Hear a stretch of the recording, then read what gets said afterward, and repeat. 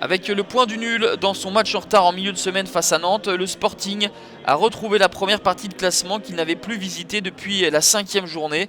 Les Corses veulent y rester et cela passe par un résultat face à Lille. Pas très à l'aise à l'extérieur avec aucune victoire sur ses 5 derniers déplacements. Mais un succès des hommes d'Antonetti leur permettrait de dépasser leur adversaire du soir. De l'émotion évidemment pour Fred Antonetti au moment de revenir à Furiani, lui qui a été assis sur le banc corse à 205 reprises. Les Lillois sont pleins de bonne volonté en début de rencontre mais commettent des erreurs. Un ballon récupéré par les Bastiais. Le centre à destination de Feuille d'Haïté qui est le plus prompt pour couper la trajectoire. Mais le petit filet de Vincent Enyama sera trouvé et non le cadre. Une nouvelle opportunité pour les Bastiais avec cette reprise en déséquilibre du défenseur central François-Joseph Modesto. Une reprise dévissée de l'extérieur.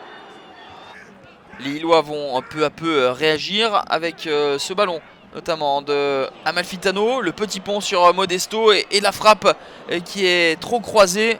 Jean-Louis Leca semblait être sur la trajectoire. Frédéric Antonetti voit ses hommes monter en puissance au fil de cette première période. Un ballon récupéré par Sofiane Bouffal suite à cette mauvaise transmission. Et ensuite c'est la classe, la qualité individuelle de Sofiane Bouffal qui fait la différence à la 37e minute. 8e réalisation pour Bouffal. Accélération dévastatrice. Il a le petit rebond ensuite favorable pour enchaîner sa frappe du gauche enroulée dans la lucarne de Jean-Louis Leca.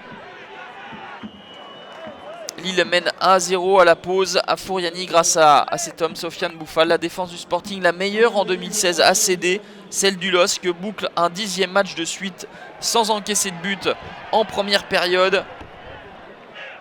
Et forcément, Antonetti souhaite voir Vincent Enyama garder sa cage inviolée puisque la moitié du chemin est désormais faite pour s'adjuger les 3 points. Et ce sentiment va prendre un petit peu plus d'épaisseur grâce à Ibrahim Amadou juste avant l'heure de jeu. La remise d'Eder est astucieuse. Ensuite, le Camerounais en profite pour marquer son premier but en Ligue 1.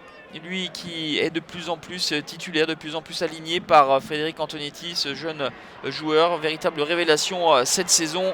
2-0 pour les Lillois. Puis réduction du score, mais trop tardive des Bastiais à la 92e minute avec ce but de Geldani qui a profité de cette mésentente entre Vincent Enyama et ses défenseurs. 4e réalisation pour Geldani qui marque sur le seul tir cadré des Bastiais. Joli coup des Lillois qui s'impose 2-1, dépasse le Sporting et se hisse à la 9e place avec cette 3e victoire en 4 matchs.